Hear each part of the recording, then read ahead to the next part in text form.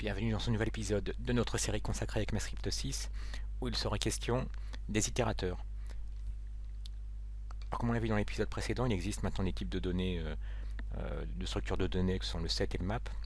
On va reprendre l'exemple du set. Alors, on va se créer un set à l'aide du constructeur newSet, lui ajouter deux éléments à l'aide de la méthode add, ce sera simplement des pommes et des poires. Et on se rend compte qu'on a un set donc qui comporte ces deux éléments uniques, pommes et poires. Et bien, les sets, donc, dont fruit est une instance, mais il propose des méthodes qui, elles, retournent des itérateurs. Et un itérateur, ça vous permet de parcourir votre collection. Et donc, on va voir par exemple la méthode entries, et on va récupérer notre itérateur dans entries iterator. Non, 3 km, mais au moins on saura ce qu'il fait. Et bien maintenant, quand on regarde ce qu'est notre itérateur, notre fruits entries itérateur, on voit bien que c'est un itérateur. Et donc, ce qui nous intéressera plus particulièrement, c'est qu'il nous permet de parcourir donc notre collection, enfin notre set, à l'aide de la méthode next,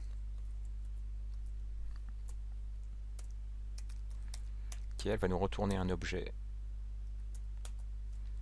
qui comporte deux propriétés très importantes, la valeur, qui est couramment itérée, et la propriété done, qui nous indique s'il y a encore des choses à parcourir.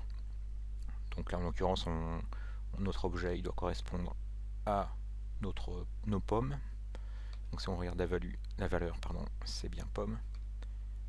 Et si on appelle next de nouveau, vous avez vu, donc on voit que la valeur c'est un tableau qui comporte deux éléments. Done est à false, c'est-à-dire qu'il y a encore des choses à parcourir. C'est-à-dire que si on rappelle next de nouveau, eh ben on voit que cette fois-ci on parcourt nos poires, et qu'après ça, si on appelle de nouveau next, on voit qu'on n'a pas encore terminé d'itérer notre collection, notre set. Et maintenant, en revanche, quand on a appelé next une troisième fois, sachant que notre set il comportait que deux éléments, bah, la value est undefined, et cette fois-ci on a bien done à true. Donc c'est la fonction en fait de done itérateur qui, comme son nom l'indique, vous permet de parcourir, donc là en l'occurrence un set, mais ça marcherait également avec des maps. Alors à ce propos, c'est pour ça d'ailleurs, comme on a un set et qu'un set ça comporte uniquement une valeur, c'est pour ça que pour des raisons de cohérence, on va dire, avec les itérateurs retournés par des maps, finalement le set, malgré le fait qu'il comporte qu'une valeur, à chaque fois que des valeurs, pas des clés valeurs, et ben en clé et en valeur on a la même chose. Alors que si on se crée un set, donc on va se créer un set de, voilà, on va l'appeler fruits map, comme ça on pourra le distinguer. Cette fois-ci ça va être un map.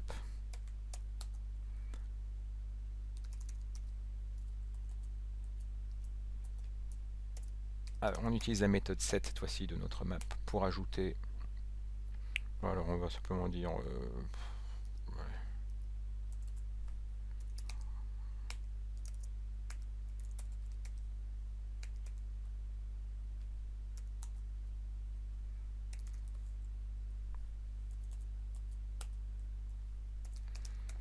et 2, ce sera nos poires.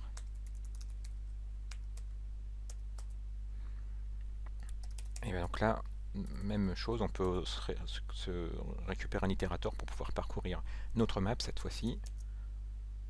Alors on va l'appeler FMI comme fruit map iterator.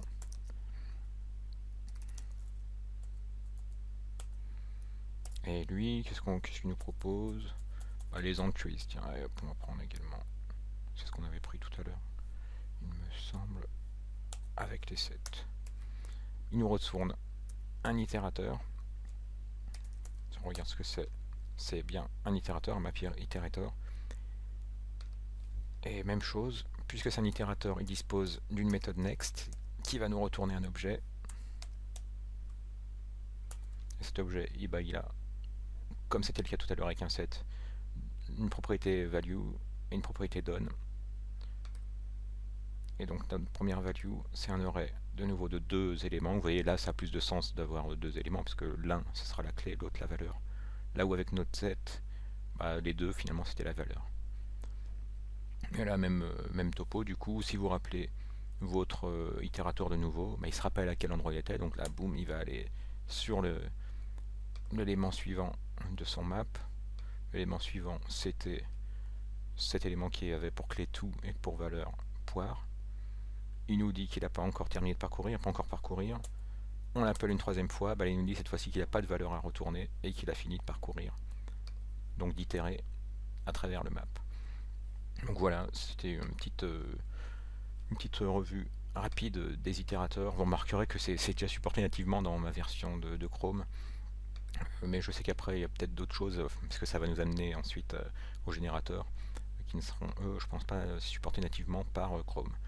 Donc au fil du temps, je ne sais pas quand est-ce que vous verrez cette vidéo, mais au fil des mois, en 2016, vous aurez même plus besoin d'utiliser Babel, je pense.